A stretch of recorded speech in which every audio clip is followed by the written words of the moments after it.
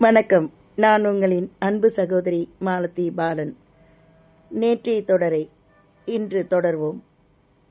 அவன் அவளை ஆபீஸுக்கு வர சொன்னதால் அன்றிரவு அவள் கனவில் காதல் தேவதையாக மிதந்தாள். இந்த இன்ப அதிர்ச்சியை அவளால் தாங்கிக் கொள்ள முடியவில்லை. அவளின் அம்மாவை கட்டி அணைத்துக் கொண்டு கூறினாள். இன்ப அதிர்ச்சியில் அவள் கண்களில் கடகடவென்று கண்ணீர் வழிந்தது. ஏய், தோ பாருடி, ஒரேடியே குதிக்காத. இந்த கனவெல்லாம் நனவாகட்டும், அப்புறம் பார்த்துக்கலாம். அம்மா, அவர் ஆஃபீஸில் ஒருத்தர் கூட நிமிர்ந்து பார்க்க மாட்டார். அவரோட ஒரு வார்த்தை பேசலாமா, எப்படி டைம் கிடைக்கும் என்று நிறைய பேர் துடிச்சிட்ருக்காங்க. அவர் என் வாழ்க்கையில் கணவராக வருவார்னு நான் ஒரு நாள் கூட நினைக்கல. அவர் வீட்டு பாத்ரூமை கழுவ கூட நான் தகுதியானவ கிடையாது. ஏய் லூசி, சும்மாரு. நீ கொஞ்சம் பிகு பண்ணு, அட்லீஸ்ட் நடிக்கவாத செஞ்சு தொலை. போமா, உனக்கு இது கேவலமா இல்லையா? அவரை பற்றி தெரியாது. அன்றிரவு முழுவதும் ஆனந்தத்தில் மிதந்தாள். எப்போது விடியும் என்று காத்திருந்தாள். குளித்து முடித்து உடைமாற்றி வந்தபோது வாசலில் கார் வந்து நின்றது. இங்கே இப்படி ஒரு கார் வந்து நிற்கக்கூடிய இடமாயுது. டிரைவர் ஒரு பெட்டியை அவளிடம் கொடுத்தான். சார் உங்களை அழைச்சிட்டு வர சொன்னார். அந்த பெட்டியை எடுத்துக்கொண்டு உள்ளே திறந்து பார்த்தபோது அதில் அழகான உடைகளும் ஒரு நகை பெட்டியும் இருந்தது. பரவாயில்லடி, அந்த சுடுமூஞ்சிக்கு இதெல்லாம் கூட தெரியுமா என்றாள் அம்மா. போமா என்று வெட்கத்துடன் சிரித்துவிட்டு உள்ளே ஓடினாள். அவன் அனுப்பிய உடையை அணிந்து கொண்டு ஒரு தேவதை போல் வந்தாள். இவ்வளோ அழகான பொண்ணு கிடைக்க அவன் தான் கொடுத்து வச்சிருக்கணும் என்றாள் அம்மா.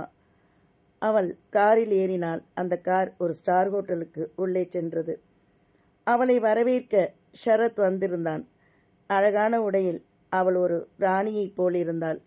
அவளை அழைத்து கொண்டு உள்ளே சென்றான். அவள் இதுவரையில் ஸ்டார் ஹோட்டலுக்கு சென்றதில்லை. உள்ளே யாருமே இல்லை. காரணம், எல்லா டேபிள்களையும் இவனை ரிசர்வ் செய்திருந்தான். இந்த மகாராணிக்கு இந்த ராஜாவை பிடிச்சிருக்கா? அவள் வெட்கத்தில் முகம் சிவந்தாள். நான் ஆஃபீஸிற்கு வரலான்னு தான் நினைச்சேன். No no, you are my wife. My queen is my queen என்றான் அவன். நான் என் அப்பா கிட்ட பேசணும். என் இஷ்டத்திற்கு மாறா அவர் எதுவுமே சொல்ல மாட்டார்.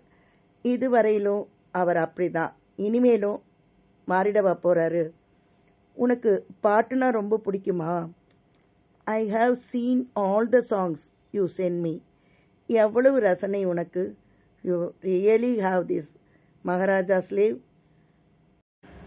நேரம் போனதே தெரியாமல் பேசிக்கொண்டிருந்தனர். அவளின் நாணத்தையும் சிரிப்பையும் அவன் ரசித்து கொண்டிருந்தான்.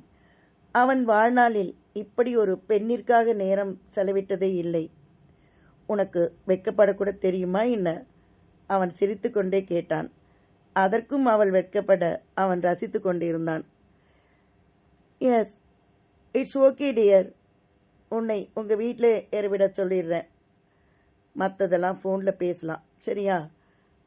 அவளுக்கு சிறகு மட்டும் இருந்திருந்தால் வானவெளியில் பறந்திருப்பாள். என்ன செய்வது? வீட்டை அடைந்ததும் அவளுடைய அம்மா அவளை தொணவென்று கேட்டுக்கொண்டிருந்தாள். என்ன பேசினா, எப்படி நடந்துக்கிட்டான் என்று. அவளுக்கு எதை சொல்லவும் கூச்சமாக இருந்தது. ஷரத் தன் தந்தையின் அறைக்குள் சென்றான். அவனுக்கு கேட்பதற்கு கஷ்டமாய் இருந்தாலும் நுழைந்ததும் அப்பா கேட்டார், are you ready to wedding Sharath? Why are you asking me like that? No, முகத்தில் ஒரு கல்யாண கலை போலிருக்கு, அதனால தாண்டா கேட்டேன் என்றவர். என் ஃப்ரெண்டு டாட்டர் பற்றி உங்ககிட்ட ஏற்கனவே பேசியிருந்தேன் இல்லையா? ஆம் ஐ ரைட்? அவங்கக்கிட்ட தான் ஜஸ்ட் நவ் இப்போ ஃபோன் பண்ணி நான் பேசிகிட்டு இருந்தேன். அப்போ நீ உள்ளே வந்தியா? அதனால தான் கேட்டேன். ஓகே டேட், நானும் உங்ககிட்ட கொஞ்சம் பேசணும். Tell me what you want. Dad, என் ஆஃபீஸில் ஒரு girl, she is very pretty and brilliant. I want to marry her. Oh Sharat, என் பையன் இன்னும் குழந்தைன்னு நான் நினச்சிட்டு இருந்தேன்.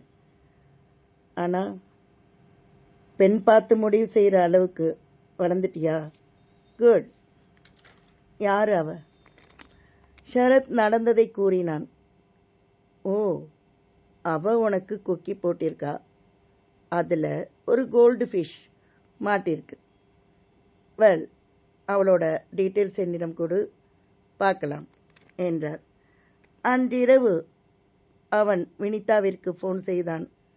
அப்பாவை எப்படியும் சம்மதிக்க வைத்து விடுவேன், நீ கவலைப்பட வேண்டாம் என்று கூறினான். இருவரும் மகிழ்ச்சி கடலில் மூழ்கினர்.